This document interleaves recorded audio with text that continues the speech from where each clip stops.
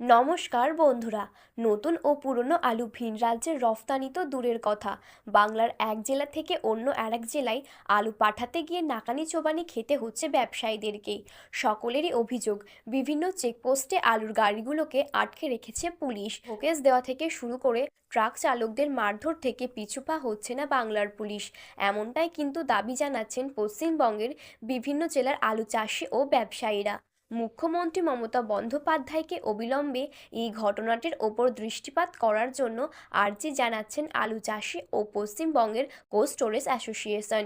পশ্চিমবঙ্গের আলু ব্যবসায়ীদের হাত পা পুরোপুরিভাবেই বাঁধা, আর এই সুযোগকে কাজে লাগিয়ে উত্তরপ্রদেশ, হরিয়ানা ও পাঞ্জাবের আলু ব্যবসায়ীরা ভিন রাজ্যের বাজারগুলোতে আলু সাপ্লাই দিয়ে তাদের হাতের মুঠোয় করে নিয়েছে। অধিক দামে কিন্তু তারা আলু প্রত্যেকটি রাজ্যেই বিক্রি করছে এবং যার ফলে প্রচুর লাভে ফুলে ফেঁপে উঠেছেন।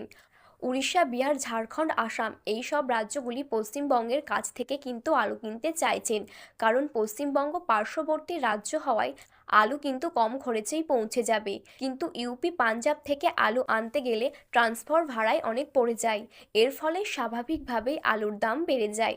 পশ্চিমবঙ্গ প্রগতিশীল আলু ব্যবসায়ী সমিতি বর্ডার সংক্রান্ত সমস্যার জন্য হাইকোর্টের দ্বারস্থ হয়েছে। বর্ডার কিন্তু কেন্দ্রীয় সরকারের অধীনে থাকে।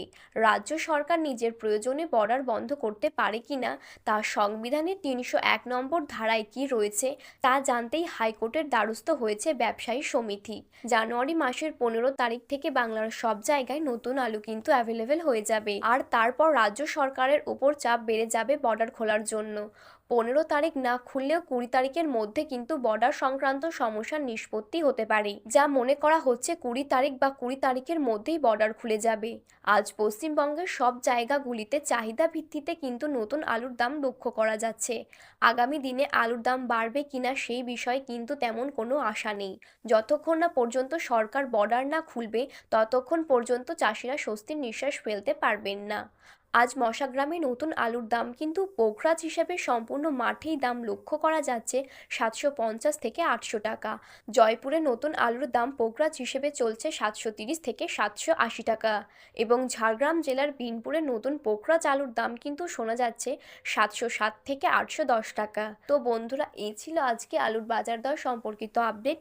ভিডিওটি ভালো লাগলে একটি লাইক করবেন, এবং আপনি যদি চ্যানেলটিতে নতুন দর্শক হয়ে থাকেন তাহলে চ্যানেলটি সাবস্ক্রাইব করে পাশে থাকা বেল বাটনটি অল করে রেখে দেবেন।